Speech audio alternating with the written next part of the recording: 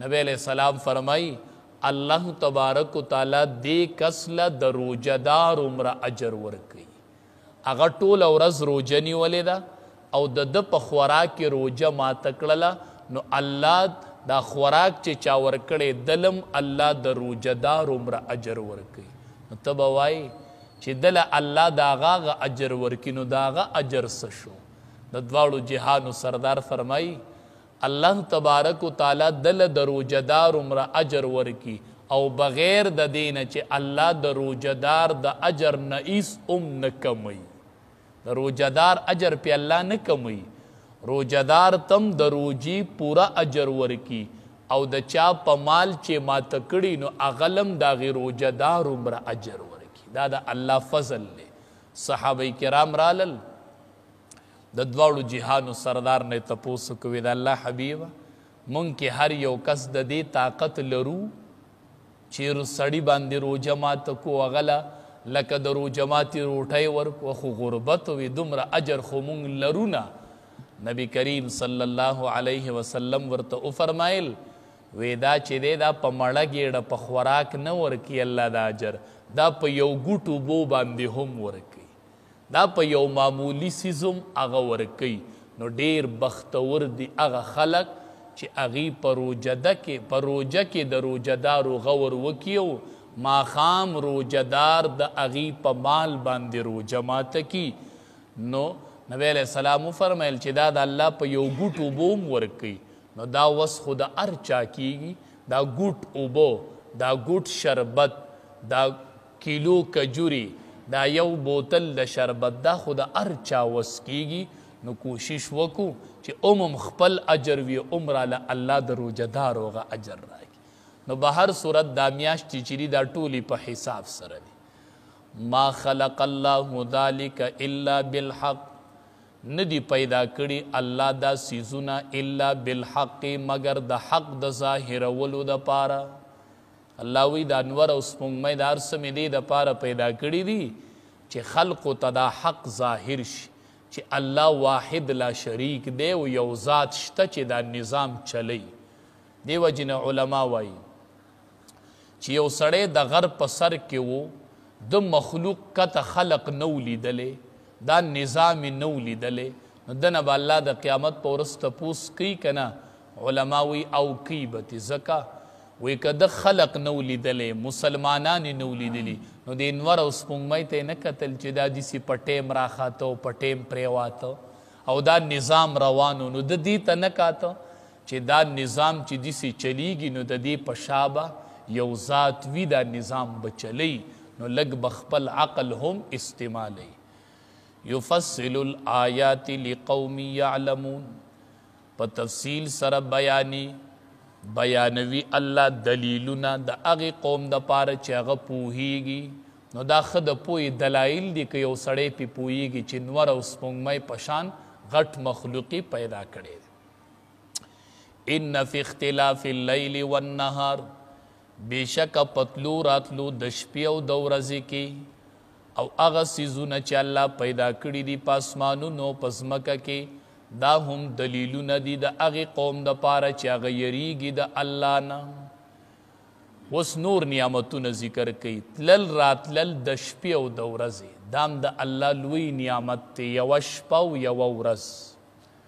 ګورئ الله تبارک و تعالی د شپې او د ورځې خالق دی. شته څوک چې د شپې مزې بوزي او د ورځې مزې راولي، چې الله شپه کې نو څوک دی ورځ کې، او چې الله ورځ کړه څوک په شپه نه کې. نو ته دې نظام ته نه ګورې چې ښه په ټیم باندې د رڼا مزې لاړ شي او د تیارې مزې راشي، بیا په ټیم باندې د تیارې مزې لاړ شي او د رڼا مزې راشي. او دې کې بل څومره حکمت، الله ورځ کې رڼا وګرځوله چې وی دې کې خلق ځان له مزدوري کوي او کار کسب کوي، محنتونه کوي. نو سړی ټوله شپه ستړی شي، نو واللیل الله پسې شپه راوستله، وجعلنا نومکم سباتا، الله خوب وګرځو آرام. نو شپه کې به ورځ کې به مزدوري کوي او د شپې به الله تیاره راوستله، د خوب دپاره درته الله ماحول جوړ کو. او ګورې دې خوب ته الله په قرآن کې نعمت ویلې دی، وجعلنا نومکم سباتا الله ګرځولې دی دا خوب ستاسو آرام. نو خوب او شپه دا د الله د طرف نه یو انعام دی او نعمت دی. خو علما وایي چې په مقدار یې ګورئ چې سړی شپه ورځ ودی نو دا انعام نه دی. بیا سحر وده شي او ماسپښین مانځله راپاسې وي روژه مې لنډه کړله وي ډېرې ښکلې ورځې دي وي سړی اړو په روژه پوهېږي نه ماسپښین راپاسي او بعضې پکې مازدیګر راپاسي. دا خوب نعمت نه دی دا خوب عذاب دی عذاب چې ستا نه روژه په غفلت کې تېره شوله دومره قیمتي ورځ پرون چې روژه لاړله بس دغه روژه بیا نه راځي دا ختمه شو. نن چې ماښام ته ورسېده دا لاړله دې دوه ورځو کې چې چا څه کړي هغه لاړل. چا بختورو به پکې لس لس پاري تلاوت کړي او چا به پکې قرآن راغستی هم نه نو دې ته د نعمت نه وایي او په دې د فخر نه کوي چې ماسپښینه پورې ودوم او ماسپښین راپاڅېدم. دا لږې شپې ورځې دي او دا د قرآن د تلاوت ورځې دي دا د ذکر و اذکار ورځې دي چې منټ یو منټ تر نه هم اسی تیر نشي نو چې یو منټ تیر نشي. خامخا په ورځ کې د قرآن تلاوت یوه سپاره خو خامخا کوئ چې سړی یو روان ختم خو په رمضان المبارک کې وکړي. دا خو چې چانې ویلې او د چانې وایي نو هم به یوه سپاره ووایي. نو دې ورځو کې کوشش کوو د خوب ورځې شته دی رمضان المبارک د خوب ورځې نه دي دا د عبادتو څه غواړې وایي به چې سبحانک اللهم میوه به دې خواله راشي.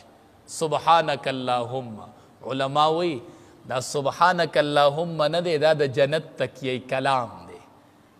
لکه دنیا کې که تاسو لیدي مونږ چې دا سا الو نو هر ټیمې الو که نه او په اغستو کې راته هیڅ تکلیف نه وي داسې به هر جنتي چې خولی کولاویږي نو وایي به چې سبحانک اللهم تکلیف به نه محسوسوي بس د خولې نه به آلرډي دا وځي سبحانک اللهم چې راپاسي سبحانک اللهم خوراک کوي سبحانک اللهم دا به اینی ټیم د ده په ژبه باندې جاري او دی به پکې تکلو دا دغه اړو محسوسوي نه لکه تکلیف مکلیف په پکې بلکل نه محسوسوي او لګیا به چې سبحانک اللهم. نو دا خو به د هر بنده په خوله باندې جاري په جنت کې. وتحیتهم فیها سلام او ملاقات د دوی به په جنت کې سلام وي چې کلم د یو بل سره میلاویږي وایي به چې سلام علیکم سلام علیکم سلام علیکم چې یو د بل سره میلاویږي او فرشتې راځي وایي به چې سلام علیکم یو بل باندې به ټول خلق سلامونه وایي. علما وایي دې کې به د الله د طرف نه پکې سلام راشي. سلام قولا من رب الرحیم الله د طرف نه بم سلام راشي. سلام قولا من رب الرحیم دا سلام دی پکې د رب د طرف نه چې هغه رحیم دی. نو د یو بل نه بم سلامونه د الله د طرف نه بم سلام راشي او فرشتي به پکې سلام وکړي. حدیث مبارک کې راځي فرشتي بچې د فرشتي برازي او دی ته به سلام کی والملائکة یدخلون علیهم من کل باب د هرې دروازې نه به داسې فرشتي راوځي څه به وایي سلام علیکم بما صبرتم په تاسو دي سلامي په هغه څه باندې چې تاسو صبر کړی دنیا کې م تکلیفونه برداشت کړي. سلام علیکم بما صبرتم بس سلام دی په تاسو باندې په هغه څه په عوض کې چې تاسو صبر کړی وو. نو د فرشتو د طرف نه بم سلامي خپل منځ کې بم سلامي د الله د طرف نه بم سلامي او نزلا من غفور الرحیم دا به د الله میلمستیی مونږ ټول به د الله میلمانه یو. یا الله زمونږ د ټولو دا جنت نصیب که الله د رمضان المبارک میاشته یا الله یا الله مونږ مسلمانان یو کریم الله روجم نیولې د ستا د یری الله ستا حکم دی اوبو ته نه لاس کو ستا حکم دی خوراک ته نه لاس کو یا الله د دې روجو په بدله کې زمونږ جنت نصیب که. وآخر دعواهم ان الحمد لله رب العالمین او اخیری کلمه به یې چې د یو بل نه جدا کیږي نو وایي به چې الحمدلله رب العالمین